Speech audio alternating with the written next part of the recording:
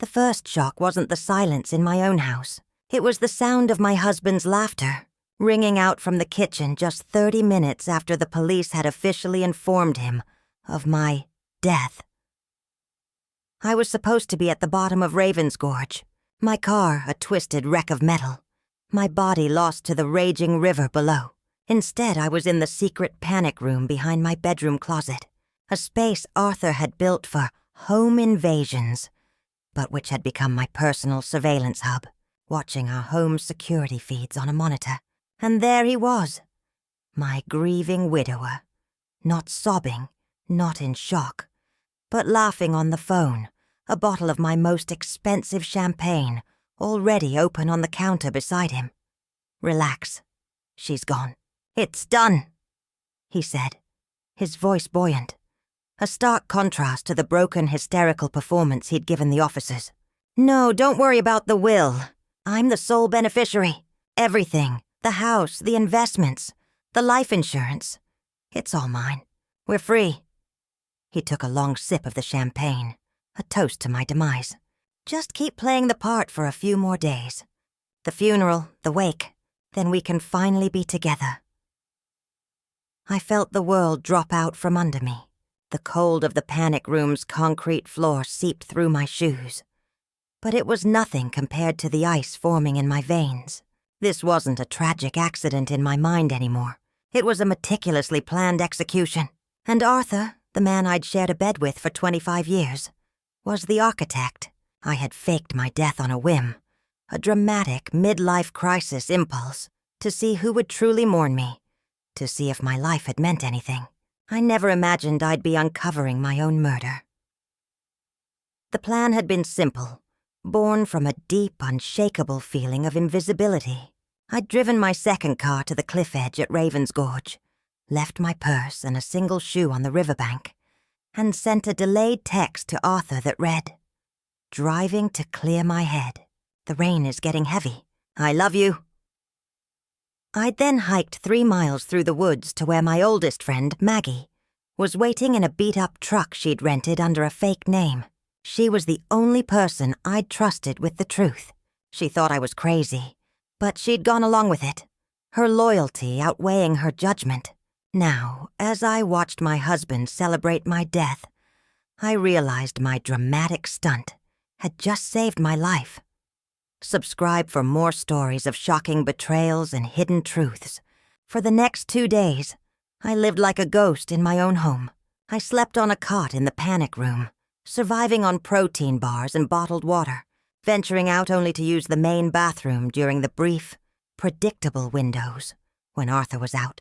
Grieving, with friends or meeting with the funeral director, I watched the life I'd built continue without me. I saw the casseroles arrive, the bouquets of lilies, my least favorite flower, piling up on the porch. I saw Arthur's grief. He was masterful. The red-rimmed eyes, onions, I suspected. The stoic posture that would occasionally break in front of guests. The way he'd clutch my photo to his chest. He deserved an Oscar. But it was the small things that confirmed the monster beneath the mask.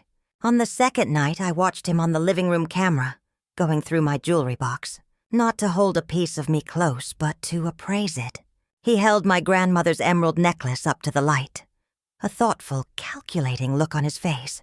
He then opened my laptop, and thanks to a keystroke logger I'd installed weeks ago, out of sheer paranoia, I saw him try to guess the password to my financial files. He tried our anniversary, my birthday, and then finally, the name of his golf partner, Ben. It worked.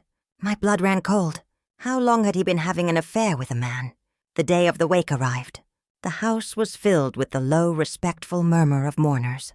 From my hidden perch, I watched the parade of black clothing and somber faces. "My sister Helen!" cried genuine heart-wrenching tears. My business partner David looked genuinely shaken, his face ashen. But then there were others. Sarah, my so-called best friend from the country club, was already subtly flirting with Arthur near the fireplace, her hand resting on his arm for a moment too long. And then there was Ben, Arthur's golf partner. He didn't look sad. He looked nervous, his eyes constantly darting around the room, avoiding the casket.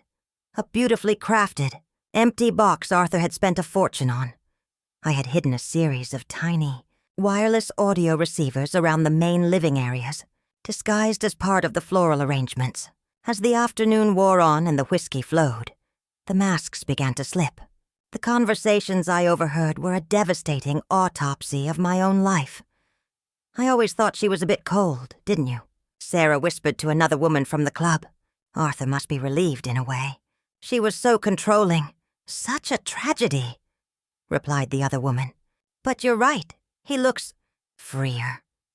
Then I heard my sister Helen talking to David, my partner. I just can't believe it. She was my big sister.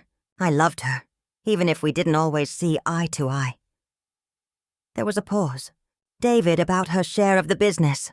Arthur mentioned he might want to sell. Is that something you'd be interested in? My heart cracked. Even Helen, in the midst of her grief, was seeing opportunity. But the most chilling conversation came from the study. Arthur and Ben had slipped away, thinking themselves alone. It's almost over, Arthur said, his voice low and tense. Once the life insurance clears, we can get out of this town. Are you sure there's no way she could have survived? Ben's voice was tight with anxiety. They haven't found the body.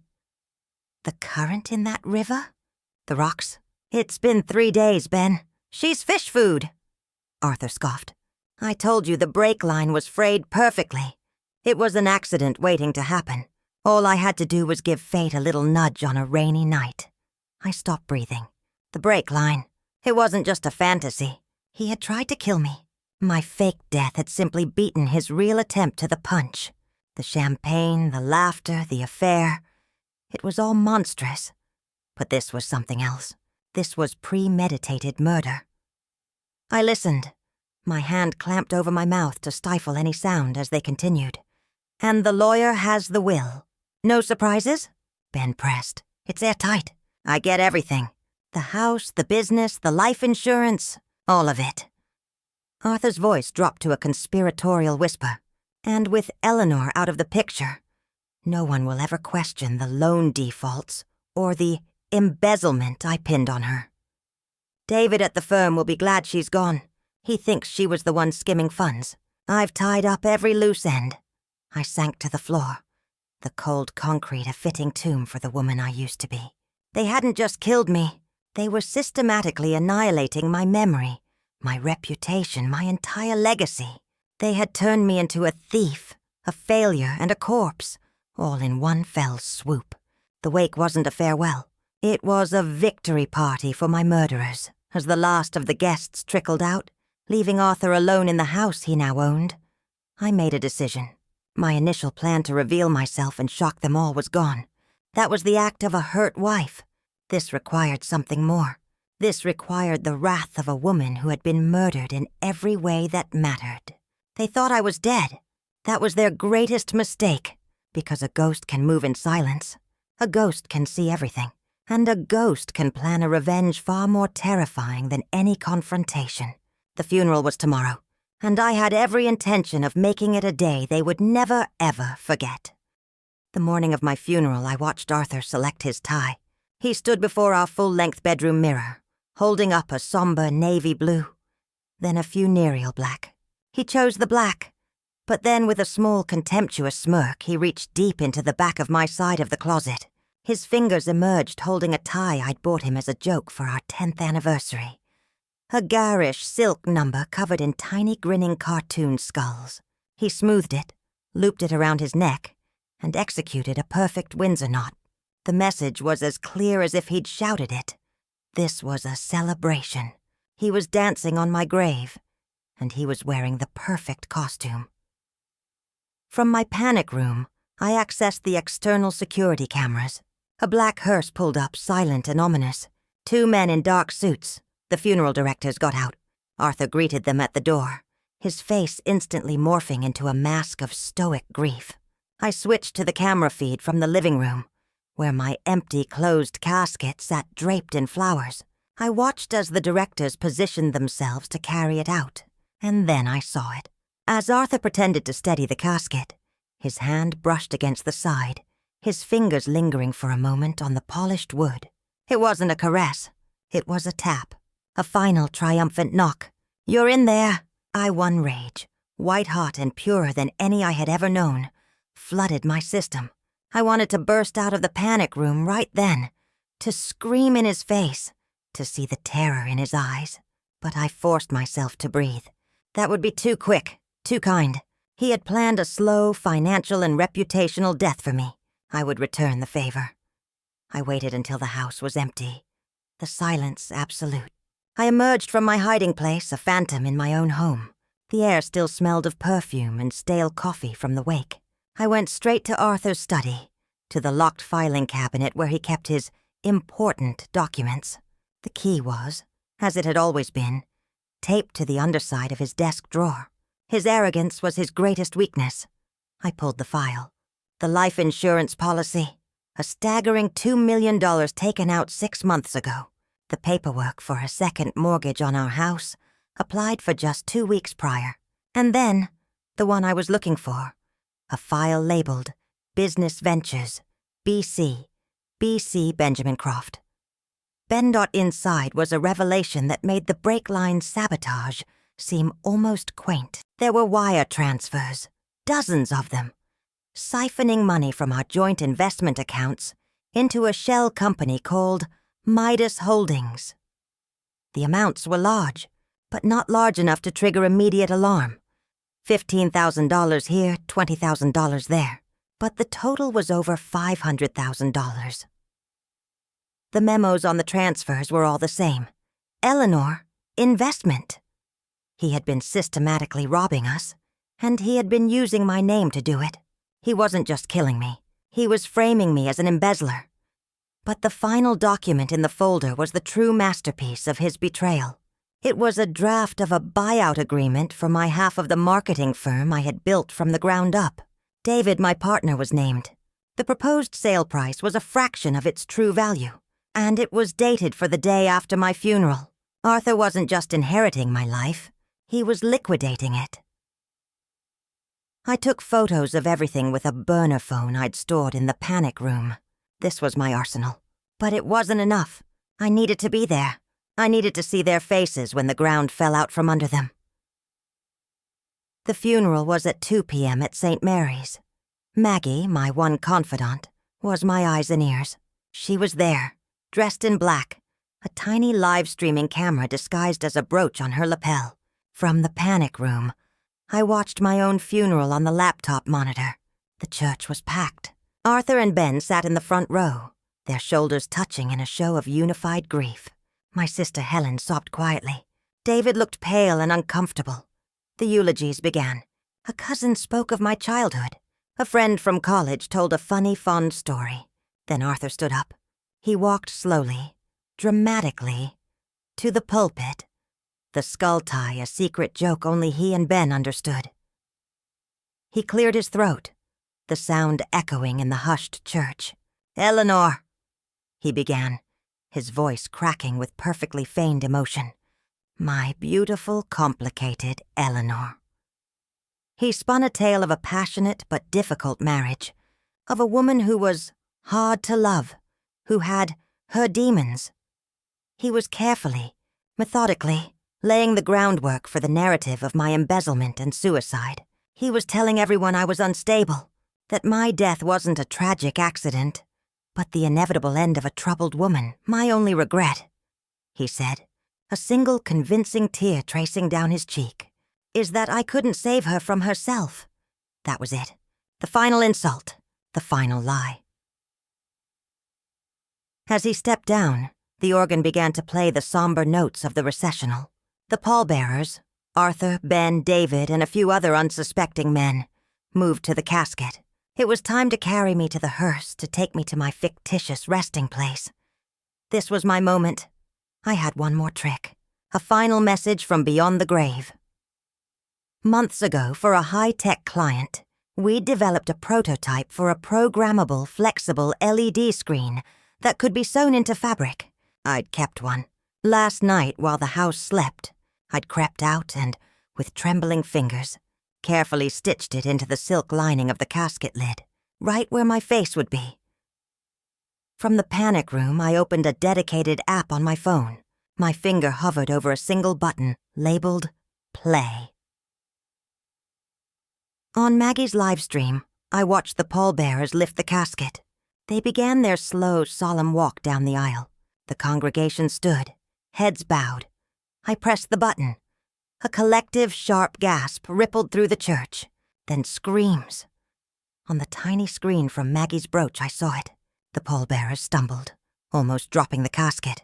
Arthur at the front froze, his head whipping around to look at the box he was carrying. His face, a moment ago the picture of grief, was now a contorted mask of pure, unadulterated terror. Because from within the casket, a brilliant white light had ignited, glowing through the seams of the lid. And on that lid, from the inside, words were scrolling in an elegant, familiar font, my font, as if I were writing them from within my own coffin. Hello, Arthur. Did you really think a break? Leon and a river could silence me. P.S. I know about Ben and the $500,000. Tell them all now. The church descended into chaos. The casket was dropped with a heavy, jarring thud. People were shouting, crying, pointing. I saw David, my partner, his eyes wide with dawning horror as he looked from the glowing casket to Arthur's petrified face.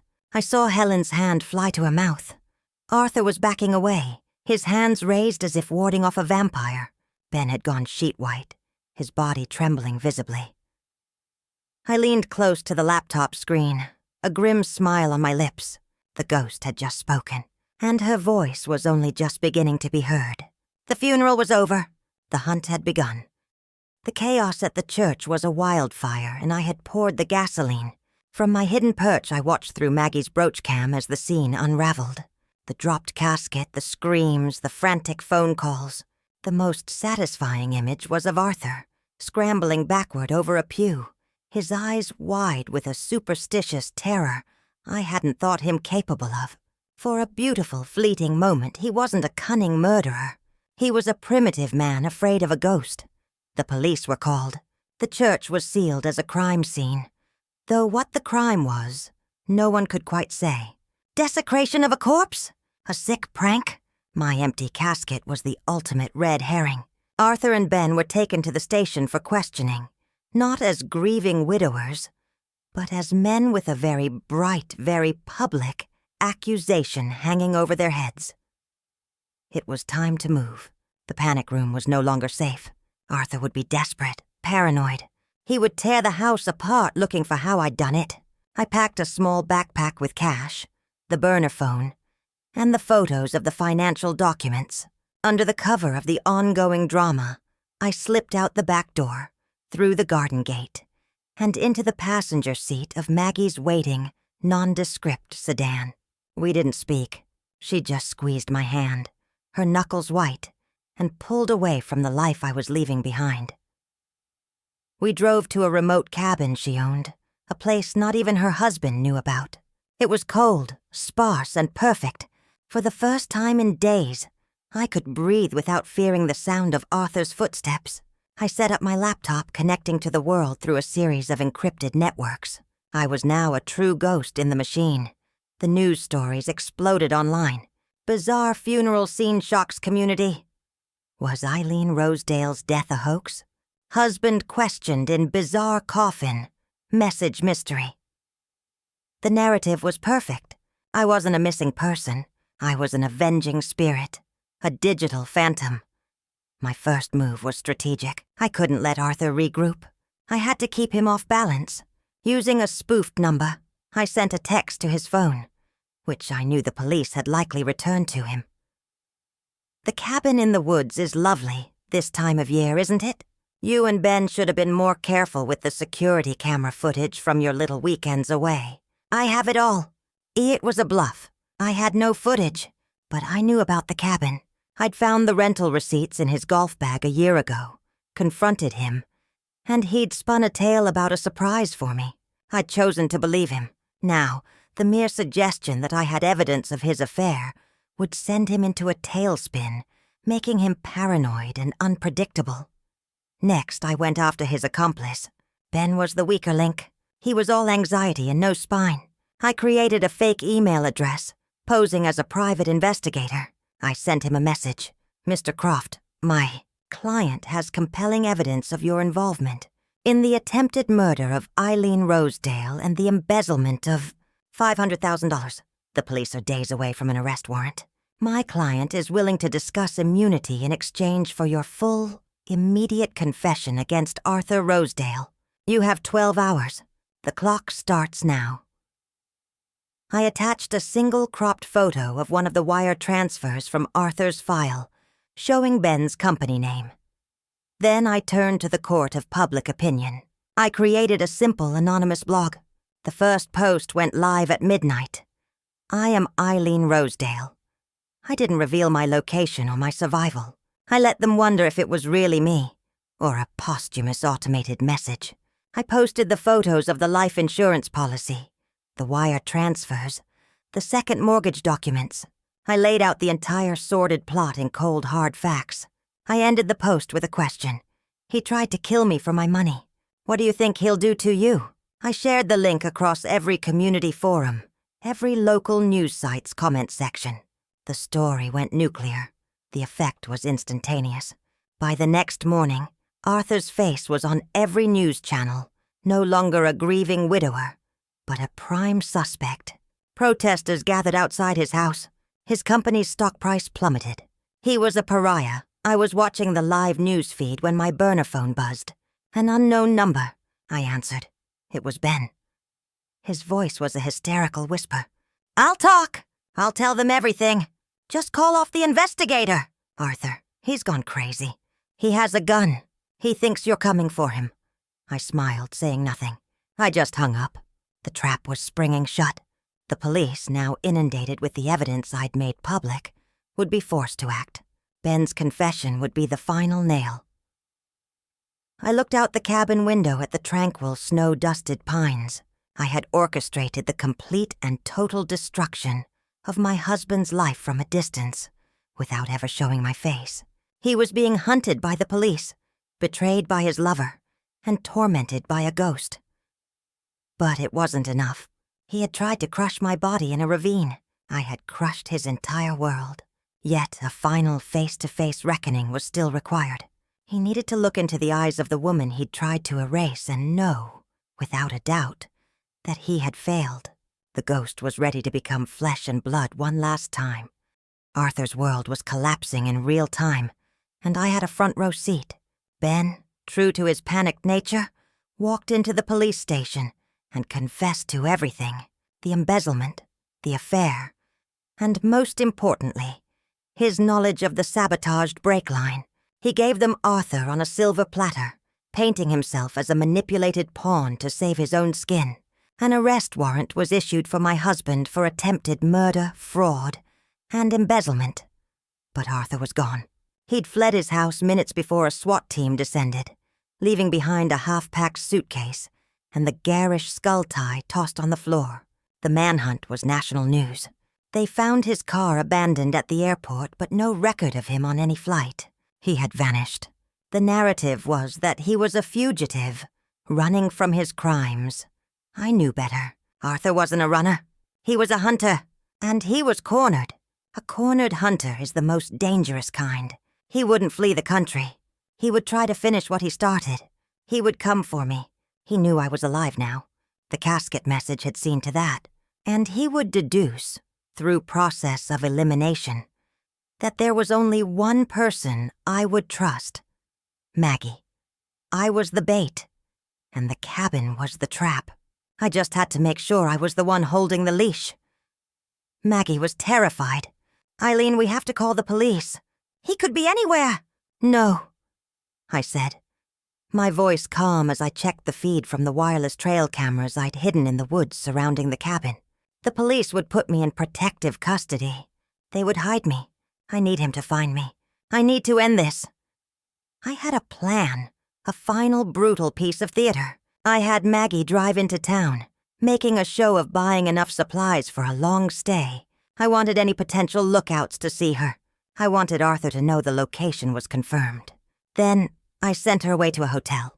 No matter what you hear, no matter what you see on the news, you do not come back here until I call you. I instructed. This was my fight. Alone in the cabin, I waited. The silence was heavy, punctuated only by the crackle of the fire and the wind in the pines. I had my late father's old hunting rifle, cleaned and loaded, leaning against the wall by the door. I wasn't a great shot, but the weight of it was comforting. The first night passed without incident. The second day dragged on. Then, on the second night, one of the trail cameras on the eastern ridge went offline. Then another. He was here. He was methodical, disabling my eyes. He was moving like a ghost, just as I had. I didn't sleep. I sat in a chair facing the door, the rifle across my lap, the fire dying to embers. The cold seeped in. Just before dawn, the silence was broken by the faintest of sounds. A soft crunch of snow, the subtle creak of the porch step. The doorknob turned slowly. He was good. He'd picked the cheap lock in under 30 seconds. The door swung open, and Arthur stood silhouetted against the pre-dawn gray. He looked haggard, his clothes rumpled, his eyes burning with a feverish intensity. In his hand he held a pistol. "Hello, Arthur," I said, my voice steady. I didn't raise the rifle. He flinched, his eyes struggling to adjust to the dim light inside. Then he saw me. The hatred on his face was a physical force. "You bitch," he breathed. "You ruin everything." "You tried to murder me," I replied, as if correcting a minor factual error. "I'd say that constitutes a significant ruination." He took a step inside, raising the pistol. "It's over, Eileen. You should have stayed dead. This ends now. They'll find you here a suicide, grief-stricken over my arrest." "It's poetic." "It is," I agreed. "But you've missed one crucial detail." His confidence wavered. "What?" I gestured with my chin toward the rafters above him. "You're on camera." He laughed, a harsh, brittle sound. "I disabled your cameras. I'm not an idiot." "Not those cameras," I said softly. "This one." I tapped my chest. A tiny, almost invisible lens was sewn into the fabric of my sweater. "Live streaming. To a private server. And to every major news network, who were very interested in a final statement from the late Eileen Rosedale." His face went slack with disbelief, then twisted in rage. He looked up, around, realizing the scope of his defeat. He wasn't just killing his wife. He was executing her in front of the entire world. "You're lying," he snarled, but the pistol in his hand trembled slightly. "Am I?" I asked. "The feed has a 30-second delay. They're watching you right now, Arthur. They're watching you point that gun at me. The police are already on their way.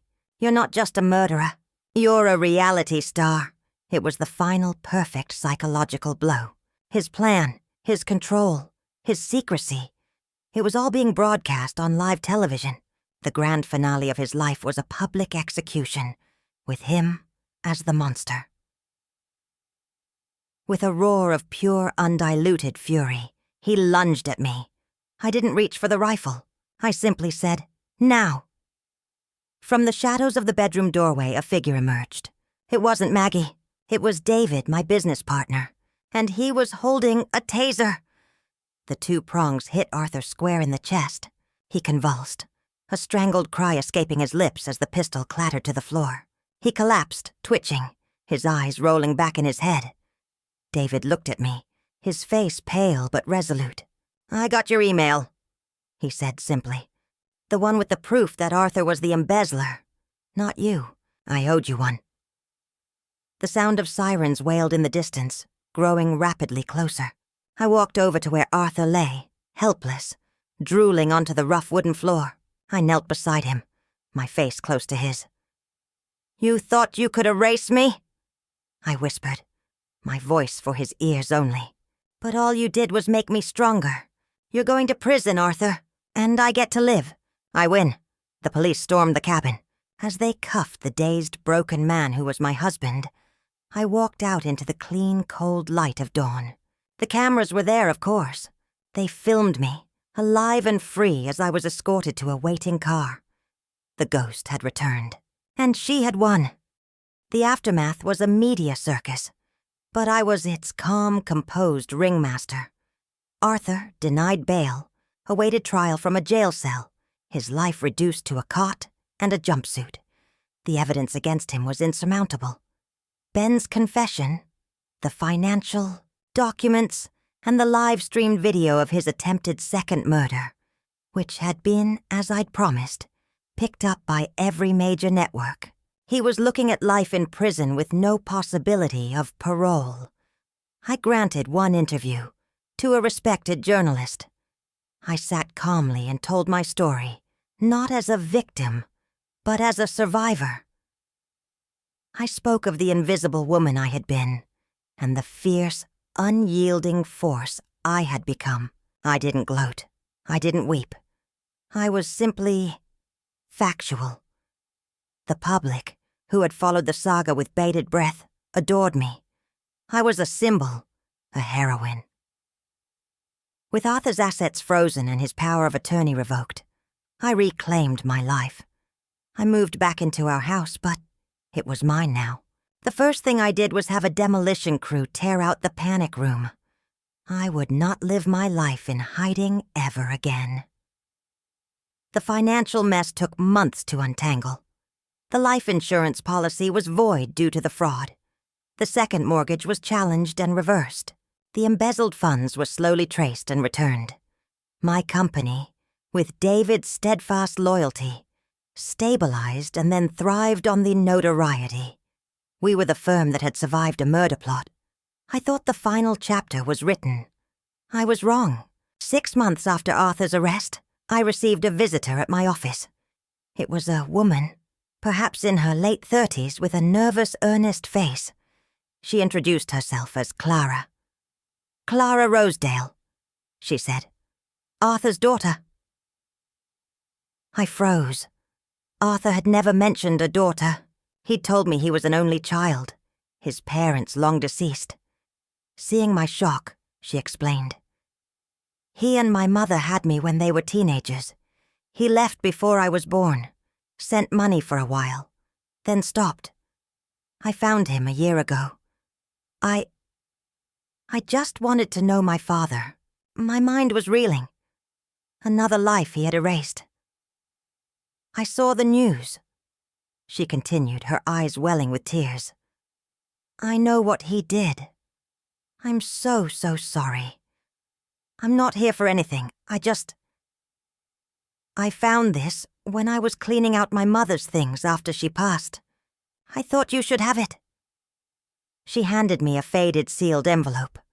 My name was on the front, in a flowing feminine script I didn't recognize. With trembling fingers, I opened it. Inside was a letter, dated 25 years ago. "Dear Eileen, you don't know me. My name is Lydia. I was engaged to Arthur Rosedale before he met you. I'm writing this as a warning. Arthur is not the man you think he is. He is a chameleon. He takes what he wants and discards what he no longer needs. He left me when I was diagnosed with MS. He emptied our joint account and vanished.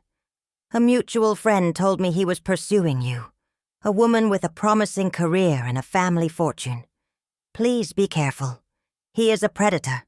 I fear I am just the first. Yours, Lydia." The letter fell from my hands. The room spun. Arthur hadn't just tried to kill me. This was his pattern, his modus operandi. Find a woman with resources, drain her, and move on. I wasn't a unique betrayal. I was the latest victim in a long, cruel chain. The prenup he'd insisted on, the life insurance policy, the slow embezzlement. It was all a refined, repeatable process. The shock gave way to a profound, chilling clarity. My revenge, as total as it had felt, was incomplete. I had stopped a single monster, but I had not dismantled his entire hunting ground. I thanked Clara, a woman bound to me by the shared trauma of the same predator. After she left, I sat at my desk for a long time, staring at Lydia's letter, Then, I opened my laptop. I started a new foundation, funded with a significant portion of my reclaimed wealth. I called it the Lydia Project. Its mission was to help other women. Women who felt invisible, who were being financially manipulated, who were in the early stages of the same nightmare I had lived. We provided legal resources, financial audits, and a safe haven. I went public with Lydia's story, carefully protecting Clara's privacy. The narrative around Arthur deepened, from a singular monster to a systemic predator. My story was no longer just about my survival. It was a cautionary tale for thousands. One afternoon, I was cleaning out the last of Arthur's things from the house. In the back of his sock drawer, tucked inside a single rolled-up sock, I found a small, worn key. It didn't fit any lock in our house. It took me a week. But I finally traced it to a private storage facility across town, rented under a fake name. I went there with my lawyer and the police. When they opened the unit, the breath left my body. It was a museum of his past lives. Photographs of other women, jewelry, stacks of love letters, financial documents from accounts I never knew existed. There were files on 3 other women before me, their lives similarly drained and abandoned. Lydia was there. I was his 4th, and I had been his most lucrative mark. And in a small locked box, we found it. A cyanide capsule, tucked next to my photograph. His final escape plan, in case he was ever caught.